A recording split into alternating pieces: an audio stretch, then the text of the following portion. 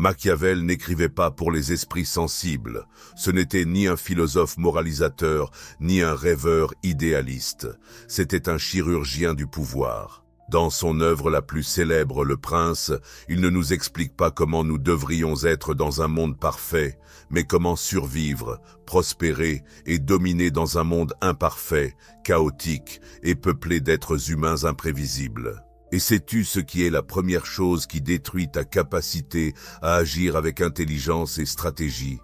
Ce sont tes émotions incontrôlées. La colère, l'irritation, le ressentiment sont des armes que les autres peuvent utiliser contre toi. Mais Machiavel a compris quelque chose de fondamental. Le pouvoir appartient à celui qui sait contrôler non seulement les autres, mais surtout lui-même. C'est pourquoi, si tu veux arrêter d'être une victime de tes impulsions, si tu veux cesser de subir pour commencer à diriger, tu dois apprendre l'art de la froideur stratégique. Et c'est précisément ce que nous allons explorer maintenant, les principes que Machiavel a dissimulés dans ses écrits et qui te permettront de construire un bouclier invisible contre toute provocation. La première étape pour ne plus te laisser énerver par qui que ce soit est de comprendre une vérité brutale. Les gens feront tout ce qu'il faut pour défendre leurs propres intérêts, même si cela signifie te blesser émotionnellement. Ce comportement ne naît pas toujours de la malveillance, mais d'une logique interne qui privilégie la survie, le confort ou la convenance individuelle. Et même si tu peux croire que certaines personnes ne seraient pas capables de cela, la réalité montre que, dans certaines circonstances, presque tout le monde est capable de placer ses désirs au-dessus du bien-être des autres. C'est un schéma humain ancestral. Il ne s'agit pas d'une malice directe, mais d'une indifférence qui peut faire autant de mal. Il y a des personnes qui ne pensent même pas aux dégâts qu'elles causent parce qu'elles s'en moquent tout simplement. Selon Machiavel, espérer fidélité ou empathie constante des autres est une erreur dangereuse. Sa vision de l'être humain repose sur une observation réaliste, presque chirurgicale du comportement social. Selon ces mots, les hommes oublient plus facilement la mort de leur père que la perte de leur patrimoine. Cette affirmation, aussi extrême soit-elle, révèle une structure émotionnelle qui privilégie le matériel au détriment du sentiment dès que des intérêts sont en jeu.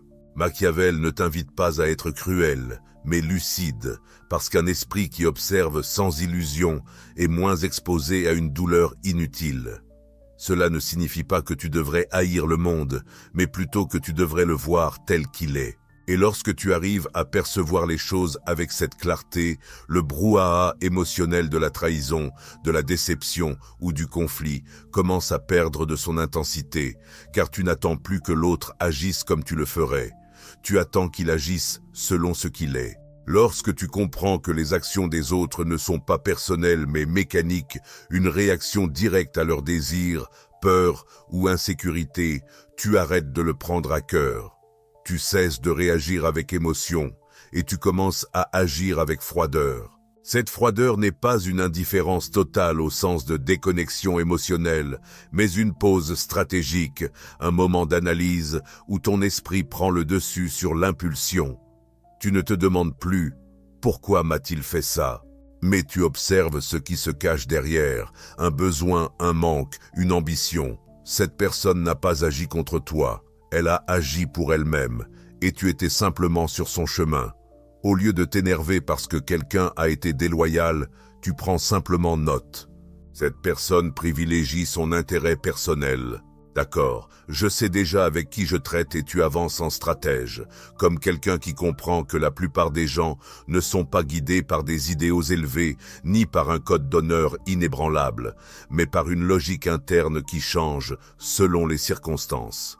Cela ne les rend pas mauvais, cela les rend humains, mais tu ne peux plus te permettre de réagir comme quelqu'un de naïf. Si tu prends chaque trahison comme une offense personnelle, tu resteras prisonnier de cycles de douleur. Si au contraire tu la considères comme un fait, comme une variable de ton environnement, tu peux alors agir avec plus de justesse. Tu n'as plus besoin de crier, de réclamer ou d'imposer la justice. Tu as juste besoin de comprendre et de décider. Mais comment apprendre à cultiver cette froideur ? C'est là qu'intervient le deuxième principe machiavélique, la simulation et la dissimulation. Machiavel expliquait que le prince, c'est-à-dire toi, qui souhaite être maître de toi-même, doit sembler vertueux, mais savoir agir avec fermeté quand c'est nécessaire. Il ne s'agit pas d'être faux, mais de ne pas laisser transparaître tes émotions. Il ne s'agit pas de mentir, mais de choisir soigneusement quelle part de toi tu montres au monde. Tout révéler, c'est se démunir. C'est livrer à quiconque croise ta route un plan détaillé de tes points sensibles. Chaque fois que tu t'énerves, tu donnes du pouvoir, tu dévoiles tes faiblesses, tu dis au monde « ça m'atteint, ça me contrôle ». Et cela, pour ceux qui cherchent à manipuler, c'est comme leur ouvrir grand la porte. En revanche, si tu apprends à observer sans te trahir, si tu entraînes ton visage à ne pas céder à l'impulsion, si tu fais de ton silence un bouclier, alors tu ne dépends plus de ce que les autres font ou disent. Tu commences à fortifier ta présence. Si tu maîtrises l'art de l'expression neutre du silence maîtrisé et du sourire qui ne trahit pas ta pensée, alors personne ne peut te manipuler comme une marionnette émotionnelle. Les gens croiront que ça t'a touché, mais tu sais que ce n'est pas le cas, car tu ne réagis plus, tu agis. Parce que tu as investi du temps à étudier tes propres émotions, à freiner tes impulsions, à respiration calme quand les autres crient et à garder ton regard quand les autres tremblent. Ce n'est pas de la répression, c'est de l'entraînement. Et pendant que le monde se laisse emporter par l'urgence du moment, tu affûtes ta stratégie dans le calme.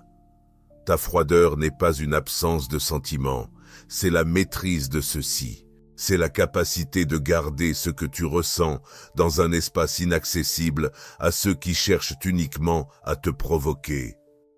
Tu ne cesses pas de ressentir, tu cesses de t'exposer, et cela change la donne. Parce que quand personne ne sait vraiment ce qui te pousse, ce qui te fait mal ou ce qui te met en colère, ils deviennent prudents. Et toi, serein. Et voici un point essentiel que Machiavel suggère, mais qui change tout. Le véritable pouvoir réside dans la précognition émotionnelle. Autrement dit, ne t'attends pas à être provoqué pour décider comment tu vas réagir. Sache déjà d'avance, personne n'a le pouvoir d'altérer mon état intérieur sans mon consentement. Cette phrase n'est pas qu'une belle pensée, c'est une armure, un code intérieur, une discipline ferme, un principe que l'on répète sans cesse dans l'esprit jusqu'à ce qu'il fasse partie intégrante de toi. Parce que si tu attends que le conflit arrive pour décider comment te comporter, il est déjà trop tard. Tu es déjà en train de réagir, tu es déjà dans le jeu émotionnel qu'un autre t'a imposé. Mais si ta posture est définie à l'avance, si tu as entraîné ton esprit à ne pas vaciller à chaque poussée émotionnelle, alors tu agis non pas sous l'urgence, mais avec maîtrise.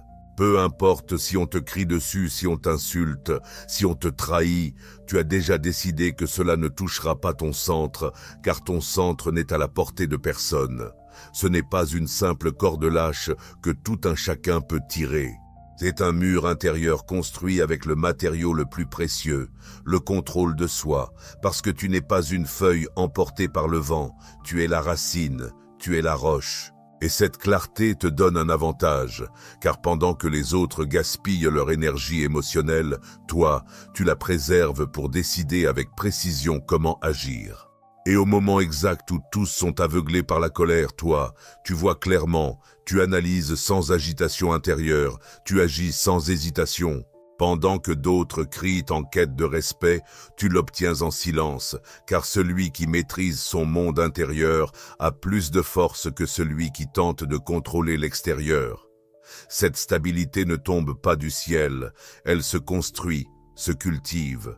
Et une fois ancré, tu ne dépends plus ni de la justice ni de l'injustice du monde, ni de sa bonté ou de sa cruauté, car tu ne négocies plus avec ton état émotionnel selon l'environnement. Tu décides, et cette décision constante te transforme, te rend plus sage, plus stratégique, et oui, plus redouté. Car celui qui ne réagit pas comme prévu devient une énigme, et les énigmes déstabilisent, suspendent les réactions, et dans ce temps suspendu, tu prends le dessus. Machiavel mettait aussi en garde contre un autre ennemi sournois, le désir de justice immédiate, l'impulsion de répondre tout de suite, de se venger, de riposter sur le champ, ce besoin pressant de montrer sa force, de ne pas rester muet. Mais attention, c'est exactement ce que l'ennemi attend, que tu perdes ta concentration, que tu t'abaisses, que tu montres ta blessure, que tu entres sur le terrain émotionnel où tu deviens vulnérable. Et c'est là que beaucoup échouent, car ils confondent impulsivité et stratégie, ils confondent bruit et pouvoir. Or, le véritable pouvoir est silencieux, il est froid, il est patient. Machiavel dit « N'affronte jamais l'ennemi sans avoir tous les atouts de ton côté ». Et cela exige une forme de force qui ne se voit pas mais se ressent, la force d'attendre, la force de résister sans agir, la force d'analyser pendant que d'autres s'épuisent dans des réactions creuses. Alors, quand quelqu'un te provoque, respire, mais pas seulement par habitude. Respire comme celui qui prend le temps d'observer toute la scène, comme celui qui a compris que la guerre émotionnelle ne se gagne que lorsque l'on choisit quand et comment agir, pas en se précipitant aveuglément.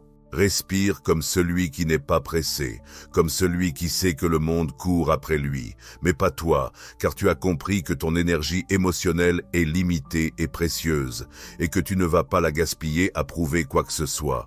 Respire comme quelqu'un qui contrôle le terrain, même en feignant de céder une place.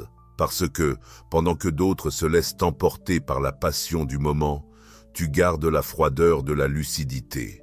Pendant qu'ils cherchent une vengeance immédiate, tu prépares ton avantage. Pendant qu'ils réclament justice instantanée, tu poses les bases pour que tes actions soient décisives. Parce qu'une réponse précipitée est rarement la meilleure. Mais une réponse réfléchie, calculée, alignée avec tes objectifs, celle-là a du poids, celle-là transforme. Et pour atteindre ce niveau, il faut savoir se maîtriser. Il faut être plus fort que l'impulsion. Il faut devenir un stratège émotionnel. Donc quand quelqu'un te provoque, ce n'est pas un signe de faiblesse de faire une pause. C'est un signe de puissance. Une puissance accumulée.